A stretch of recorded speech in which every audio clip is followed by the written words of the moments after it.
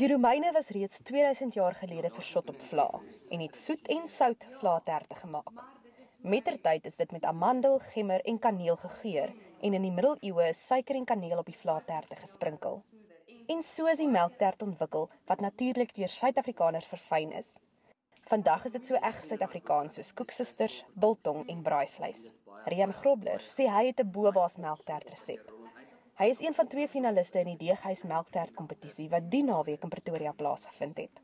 Ek het groot geword saam met Tannie Les Swart wat vir my geleer bak het en ek het haar fyn dop gehou oor hoe sy daai melktert in mekaar gesit het as klein seentjie. Sy 4 jaar terug is sy oorlede en sy het nie die resep vir my gegee nie, maar ek kon presies onthou hoe sy hom aan mekaar gesit. So ek het hom gaan verfyn tot ek daai smaak kon kry vir die eerste keer wat ek melktert geproe toe ek 4 of 5 jaar oud was.